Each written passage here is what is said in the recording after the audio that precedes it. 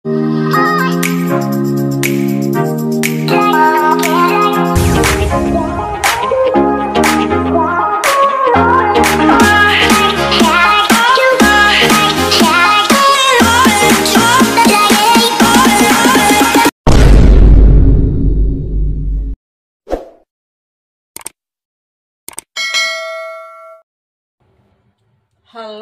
good morning everyone! Meron po tayong gagawin.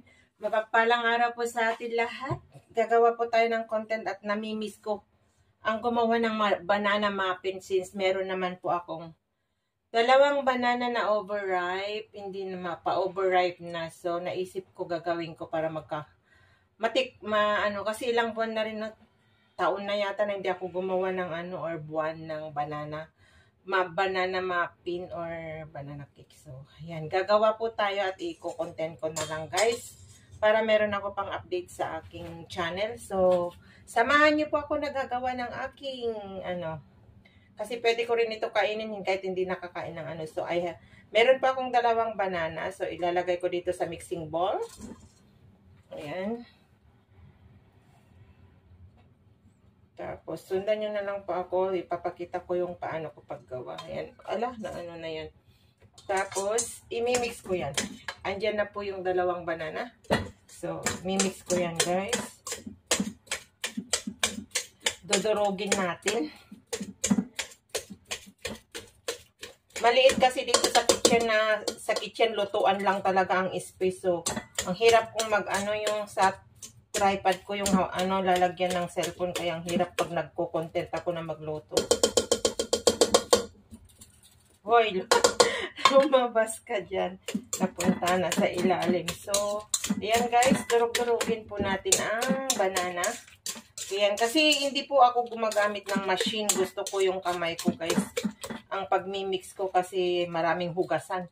Although meron naman machine dyan na for mixer. Pag nagbe-bake ako ng cake noon, yung mga Christmas cake ba, yung mga fruit cake, meron mixer pang gawa ng cake. Pero mas gusto ko yung mano-mano lang, yung kamay ko ang gumagawa kasi. Para maano rin yung kamay ko ma-exercise. So, ayan. Dudurugin po natin and durog na yan, pero durugin pa natin na durugin hanggang mag-soak yung nila. Ay madurog na madurog. Tapos, ilalagay po natin yung sugar. And kung wala po kayong white sugar, guys, brown sugar. Brown sugar ang available sa akin. So, kasi yung brown sugar, yun ang mas less ang tamis niya, guys. Kaya yun yung, wala kasi bawal mag-sugar dito. Pero, minsan kasi, pag nagluluto po ako ng garlic chili or sambal chili, I need ko ng sugar talaga, kaya bumibili ako. So, meron leftover na sugar nung mga nagluto-luto ako nung nandito ang mga amo ko. Yan, since nag-grave ako ng banana muffin. So, ayan, gawin ko na lang guys. And, eto po yung aking brown sugar. Brown sugar guys, this is supposed to be kung gusto follow nyo yung ko, 150 grams na sugar. Yung kagayang sabi ko, depends yung choice nyo na sugar, white sugar o brown sugar. Pero sa akin, ang available ko is brown sugar. And more less tamis. So yung ko, yung medyo malalaki wrap nga lang. Yung sa niya, sa recipe talaga, 150 grams, pero ayaw ko ng matamis masyado. So, 100 grams lang yung ginawa ko. Yan, nilagay na natin. Tapos, ihalo-halo natin na naman. Halo-haloin. Para ma-exercise yung kamay, yung muscles. Ayan. Mix na natin yan. Tapos, meron po akong dalawang eggs. Yan. So, check natin yung dalawang eggs. Ganyan. Dalawang eggs. Yan. Then, mix na naman natin. One by one na mini-mix natin kung ano yung linalagay natin na ingredients. Ayan. Mix, mix, mix, mix, mix, mix. Yan.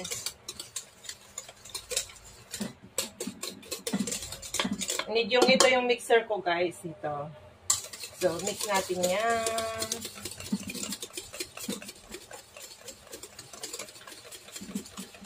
Para maano yung may mix yung sugar at saka eggs. Yan, guys. Dito pa ako sa pinaglulutuan ko nagmix kasi ito yung medyo maluwag-luwag na space. Di pa ako nagluto ng rice ko kasi parang less kong kakain na naman ng rice. So, hindi pa ako nagbre-breakfast. Tinapos ko lang yung premiere ng Challenger. So, yan. At kung maluto ko ito, pwede ko nang i-lunch at breakfast kasi nakakabusog na rin kasi flour nga. So, ayan, melted na melted na. So, ngayon, ang idadagdag natin ay 1 cup of cooking oil. Kung gusto nyo naman guys ng butter, ang butter ay 250 grams. So, mas gusto ko kasi yung cooking oil kasi parang mas plumpy. Kasi na-try ko na how many time ang butter. Di ako satisfied yung plumpy niya. So, ang paggawa kasi ng banana cake or banana bread or muffin is mostly yung mga recipe is cooking oil. Meron din naman yung butter. So, choices ko lang pag gumagawa ako talaga cooking oil. So, 1 cup of cooking oil. Ayan guys. Instead na butter, cooking oil na lang yung ilalagay natin. Yan. Tapos, i-mix na naman natin. Mix, mix, mix, mix. Kasi ganun rin naman pag doon sa machine ka, si dekuryente na machine. Mix, mix, mix naman yan eh. Para maganda ang ikakalabasan. And ito naman po yung way ko na magluto. And isinashare ko lang kung sino yung may mga ano. Pero for sure naman marami nang marunong magluto ng ganito. Pero sinashare ko nga lang. And para for content ko na rin guys. Kasi wala nga ako magawa na content dito sa loob lang. And then, ayan guys, nag-measure po ako ng plain flour. Plain flour. Tapos, sinip ko yan kanina, yung parang sinip ko na ng ano ng ganito. Kailangan isip mo ng ganyan. So, eto guys is 235 grams na plain flour. So, ilagay na natin. Tapos, ngayon mag-measure po tayo ng baking powder. Yan. Lalagyan ko yan ng baking powder. 1,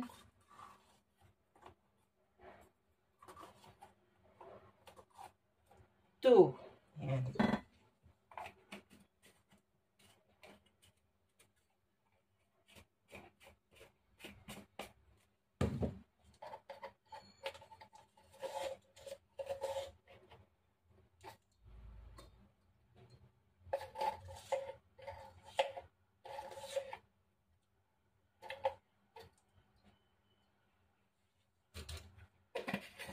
Yan, i-mix na natin, guys. Mix na natin. And nakalimutan kong maglabas ng pressed milk. Yan na, guys, mix na natin. Hoy! Pero wala pa yung ano ko, wala pa yung...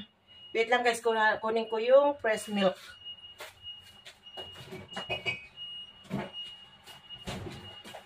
So, we need to add pressed milk. Yan, guys.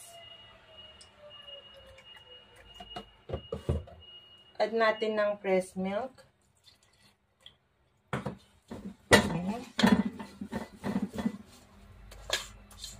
Yan, mabibira na po yung kamay natin na mag-mix. So, I need to pressed milk magnolia yung linagay ko na. Yan. So, yan, para makita nyo, guys. Yan. Ito na, mabibira na yung kamay mo na mag-mix. Kasi, meron na siyang flour. Kailangan, makipaglaban ka na mag-mix. Para ma-mix lahat na madurog yung flour na ito yung ano, hirap na sa pag mix, nilagay na yung mga lahat na ingredients. Pero, kayang-kaya yan, malaki naman ang braso ko. So, ayan.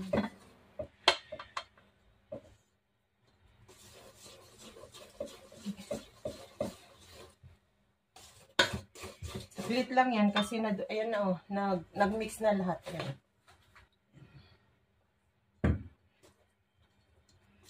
So, kailangan wag tumapon. Kung kailangan mong kumain, paghirapan mo. Ganon. Para makasave ka ng pera, since meron naman ingredients na available dito sa loob ng bahay na wag ka nang bumili, yun, gumawa ka na lang. Mas more ano pa nga eh. Mabubusog ka pa nga.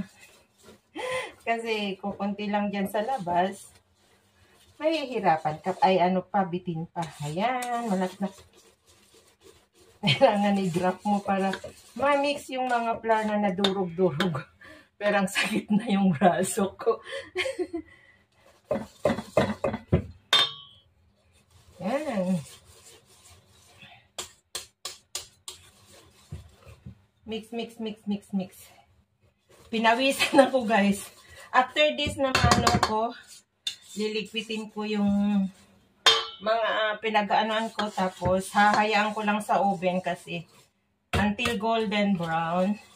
Yung yung oven ko naka-preheat na siya ng 180 degrees. Tapos mamaya pag ilagay ko itong minix ko is, kasi pinainit ko lang, i-slow ko siya ng 160 para hindi siya mabigla na maluto kasi madali lang maluto po to. So, ayan guys. Mix na, na-mix na. And remember guys, yung yung linagay ko ay fresh milk para lang maging waterly na hindi nyo makukuha yung tamang lasa or plumpy niya kung hindi nyo lagyan ng fresh milk. At saka tignan ko nga kung matamis masyado.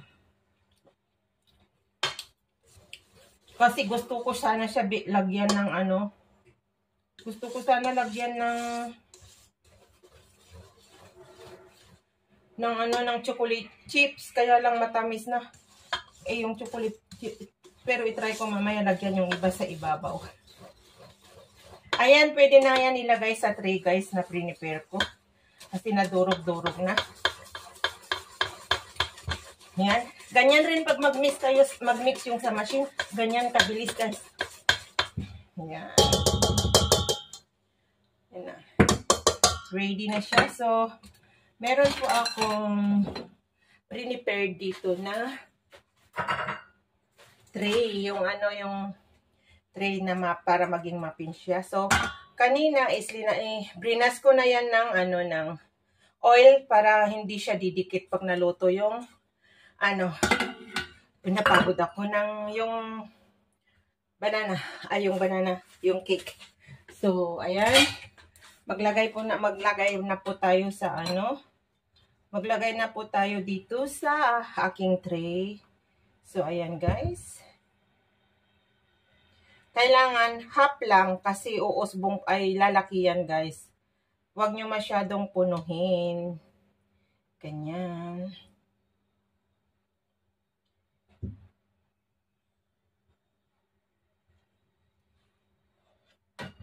Yung mga mahilig na mag-bake, ayan, pwede nyo yung gayahin kasi super sarap tong recipe ko na to kasi every time na gumagawa ako na-try ng amo ko, dinadala niya sa office, pinapakain sa mga co-office niya at nasarapan sila. And marami rin akong napatikman na mga kaibigan ko and yan, hiningi nila yung recipe kasi iba daw yung yung niya, soap niya ba yung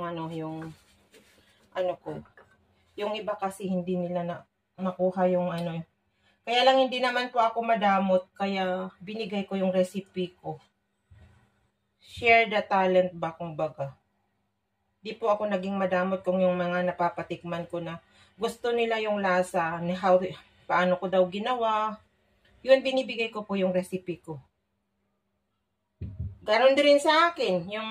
Yung kaibigan ko nandito sa baba na Israel ang amo, yung sabi ko nga na nakailang palit siya ng amo. Magaling rin siya gumawa ng bread. Kasi almost bread ang mga kinakain ng amo. Bihira sila kumain ng rice. So, binibigyan niya ako noon. Hanggang nagustuhan. Yun, yung challah bread na naipakita ko na sa'yo sa aking vlog is sa kanya rin naman ako natuto. Hiningi ko rin yung recipe niya. So, kailangan ng ganyan lang, guys. Pero parang sobra itong ano na mix, kaya parang ang dami pa. So, kailangan ako mag-additional ng lalagyan. Ayan. Sa ano sana ako gagawa? Sa sa Christmas Eve para meron akong kakainin. Kaya lang, yung banana ba, ma-overripe na. So, iba naman ang na-plan ko na gagawin sa sa Pasko para meron, kahit mag-isa lang po ako, meron po akong kakainin. Gagawa ako ng konting macaroni. Bumili ako kahapon sa Lucky Plaza ng mga ingredients ko. Kulang ko na lang pork cocktail at saka yung macaroni. Nakumpleto ko na yung ibang ingredients dyan. So, at saka magluluto na lang po ako ng sutanghon na pansit kasi favorite ko yun yung gisadong pansit. Yan na lang ang kakainin ko for the Christmas Eve. And meron akong magmamarinate siguro ako dyan ng karne, ng manok, ng chicken, para iprito ko na lang. Ayan, nalagyan na. So, meron po akong sobra. So, kaya meron po naman akong isang maliit na tray na dyan na pang banana cake din. Lalagay ko na lang para meron ako ibigay sa kaibigan ko. Meron pa namang konti konti, sayang. Pero kung ano pwedeng itapaw-tapaw dito. Tapaw-tapaw ko na dito para maging malaki yung mapin ko mamaya. Yan guys, very simple lang, very easy. Kaya lang yung kamay ko kanina ang napagod. Pero kung meron naman kayong electricity na pagmixan, much better. Pero ako kasi ayaw ko nang ilabas yung electricity mixer ko dyan kasi nga hugasin, maraming hugasin. Save the water. Yan.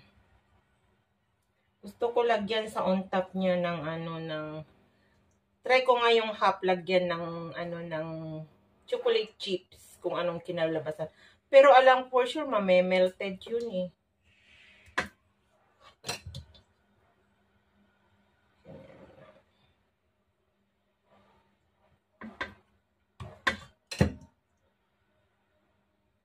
O, diba? Nakagawa na naman. Noon yun, ito guys, nung nandito lahat yung mga kaibigan ko. Pero, hindi ko alam. Mayroon nang nagpapaluto ng, yung dalawang kaibigan ko, nagpapaluto sila ng panghanda nila, sa party nila sa 29. Yung isa dito, kapitbahay ko, nagpapaluto ng, hindi ko pa alam kung anong ipapaluto na. Yung isa rin, nag-message na nagpapaluto para sa 19 daw na party nila sa school nila kasi nag-aaral siya ng caregiver. Nag-aaral siya ng parang caregiver Ayan, naitapaw-tapaw ko na lahat. Hindi ko na kailangan ilagay sa isang tray. Ganyan lang guys. Pero ang kakalabasan nito mamaya, super ambok na yung malaki talaga. Ayan. Kasi ayaw ko nang ilabas yung maliit na tray. Kaya tinapaw. Hanggang na ko rin, naitapaw-tapaw ko kasi yan talaga yung yan size niyan eh. Ayan, ang aking banana. Banana muffin. Let's see guys later. Papakita ko sa inyo kung maluto na siya. Ganyan lang kasimple. So, yung mga manunood ko, mga viewers ko, kung gusto nyong gayahin, you're free to kuhanin yung mga ingredients, yung mga nakita nyo na linagay ko na ingredients. Yan. Kaya kung meron kayong saging, yung banana na yun is Del Monte banana from Philippines yun, na napakamahal di ko naman na overripe, hindi ko, mabilis kasi mahinog. Soft na siya, ayaw ko ng super soft. So, sabi ko, since nagre-grade po ako ng banana muffin, gawin ko na lang at meron naman ingredients. Ayan. Silmutin natin lahat, sayang din. Sitmutin natin lahat, pero wala na. Yan guys, wala na. So,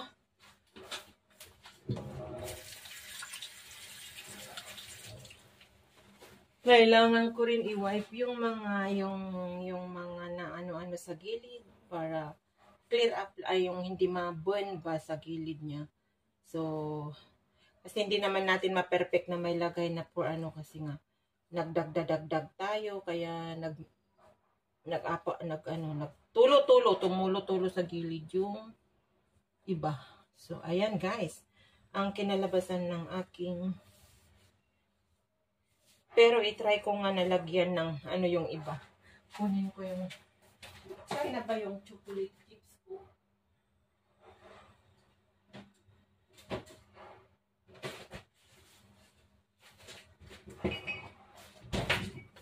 Meron ako yung chocolate chips dito guys. I want to try only. Try ko lang yung ano nalagyan sa ibabaw yung iba. Pero not all kasi baka mag-melted ba. Mag-experiment ako. Guys, ayan. Linagyan ko ng chocolate chips. Lagyan ko ng chocolate chips yung iba. Kasi yung friend ko noon, pag gumagawa ng banana muffin or banana bread, linalagyan niya. Kasi gusto yung mga alaga niyang bata or yung amo niyang babae. Yan. Tataba na naman po tayo dito kasi matamis. Nag-experiment po ako. Yung sobra ako na gumawa ng cookies yan eh, tinago ko. So, napakamahal pa naman. Yan. Yan lang ang lalagyan ko. I try only guys. Kung ma-melted ba or hindi. Kung ma-melt yan, ang kulay na niya yan mamaya is brown na chocolate banana muffin. Yan, kinatuwaan ko ang mga pinaggagawa ko. So, at pinawisan ako sa pagmimix ko kanina. So, tama lang. Pag nahugasan ko tong mga ginamit ko, ay maliligo ako habang linuluto ko dyan sa oven. So, ayan, 5 ang linagyan ko kasi 12 lahat yan guys na piraso. So, ayan. Ano ko na guys. Ilalagay ko na siya kasi mainit na siya. Ilagay ko na dyan sa oven, kaya lang hindi ko na. So hanggang ano dito na lang guys, hindi ko na kayo may sama doon sa wait lang kasi. Paano ko hindi ko na kayo may sama dito sa paglalagay ko. Ayan guys, yung yung kinalabasan. So mamaya pag maluto na i-update ko kayo guys. And hindi ko na kayo may sama or may sama po ba kayo? Ko ba kayo? Matitignan nyo ba yung ayan, bubuhatin ko na lang guys. So, ayan po yung oven na paglulutuan ko. Ayan oh. So, ayan, ilalagay ko na po siya. Ilalagay ko na po siya. So, ayan. Mainit na yan. Kaya be careful, baka mapaso ako. Ang hirap kasi pag napaso. Ayan guys. So, after, i-check mo na lang yan pag Yan. So, cover na natin. O, yan. So, hanggang dyan na lang muna tayo, guys. Update kayo later. Ayan, look, guys. I-check na natin. Wala pang 10 minutes. Pero, kasi nga kanina nainano ko na yung oven. Preheat ko na. So, ayan, ang bilis po siya na na maluluto. Ayan guys, 1, 2, 3, charan! Slowly, ayan na guys. Oh, ang kinalabasan, ang bilis. Uy, hindi siya na-melt yung guys, yung chocolate chips. Ang ganda ng kinalabasan. So, ayan guys. Ayan no. Paluto na yan no. Pag-brownin ko lang dun sa on top. Ang galing. Ayan, ganyan ang kinalabasan ng aking banana muffin. So, tutusok-tusukin ko mamayan kung dry na yung stick ko, luto na yan. Kasi nga, ganyan ang technique guys kung magluluto. Habang nagmi-mix po kayo, ay preheat niya yung oven para pagpasok ay, ano na yan, mainit na para madaling maluto rin. Kasi ang banana muffin talaga madaling maluto. Hindi kagaya yung bibingka na binibig ko, mahirap yun. Mga 45 minutes na maluto. So, ayan. Ang bilis. Ayan guys, silapit. Ayan, oh. Oh, hindi na melted yung choco chips ko, ay yung chips ko, chocolate chips ko. Ang ganda ng kinalabasan. So, ayan. Update ko kayo mamaya pag ahonin ko guys. So, ayan, pinakita ko lang yung kinalabasan niya. So, ayan guys, i-ano na natin kasi naluto na. Ahonin na natin. Ayan, there you go. Charan! Ito na po ang aking banana. Mainit. Banana muffin. Naluto na guys. Ayan. Hindi siya na-melted yung chocolate chips ko kasi hindi nga talaga mamimelted kasi nga inaano ko na wala sa isip ko. Pero tama lang yan, hindi ko linagyan lahat ng chips kasi nga ayaw ko nang matamis yung chips eh. So, tama lang yung 5. Trinay ko. Ayan guys, ang aking kinalabasan ng aking muffin. Ayan, bili na kayo guys. Order na kayo sa aking banana muffin na recipe. Ayan. Kain na po tayo. So ngayon guys, kukuha ako ng isa para papakita ko yung sa loob niya. So ayan. Lumiit na kasi ganyan talaga yan pag lumiliit yan pag linalabas na siya sa oven. Kasi mahahanginan na siya. So, ayan, kasi gutom na rin naman ako. So, kailangan natin ng ayan. Ganyan guys, pag hindi na yung mistik yung yung flour doon sa sa gitna is cooking na yan. So, tamang-tama. Hindi siya na-stick. So, yan, soft siya. Yan, yung ko talaga eh. Pero napakainit pa. Pero I want to try the Ito na lang ang itry ko guys. Pero napakainit pa kasi bagong labas. Hindi ko pa yan makukuha. Kailangan pa bahawin pa eh. Pero itry ko yung isa guys para makita nyo yung sa loob niya. Mainit. Baka maburn ako. Ayan. Ay, sobrang init. Sobrang init guys. Kasi nga bagong labas sa sa oven. So kuha lang ako ng ng plates. Lagay ko yan. Yan. Ang bango, banana cake talaga guys. Na-miss ko talaga. So ayan, gusto ko lang pero ang gusto ko ipakita sa inyo na napaka-plumpy. Yan yung gusto ko, very soft guys. Ayan, yan banana cake. Ayan, umuusok siya. Ganyan yan ang kalabasan yung soft na banana. Kaya, aray ko mainit. Kaya, cooking oil ang ginamit ko kasi iba yung niya guys. Iba yung yung soft niya. Iba yung soft niya talagang napaka-soft. At, ganyan talaga ang banana cake. So, itry ko ngayon kung Ayan sarap. Banana cake ang amoy. Yum! Ang sarap. Ang sarap yung lasa niya, guys. Pero, hindi ko makakain ito na napakainit. Gusto ko pag hindi na mainit. Ang sarap. Napakasok.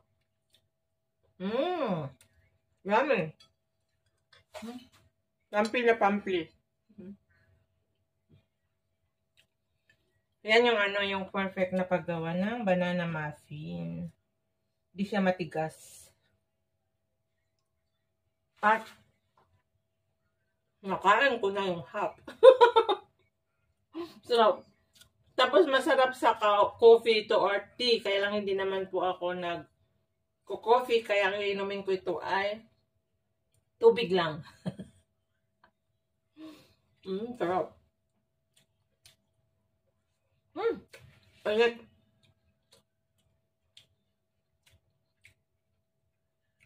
Pero hindi ko pa nakuhanan ng pang thumbnail ko. Binawasan ko na ng isa. Ibalik ko doon. Pero kulang na. Ano ba yan? Di ba nakuhanan ng pang thumbnail ko? Ang sarap guys. Napaka-clumpy. Naubos ko na.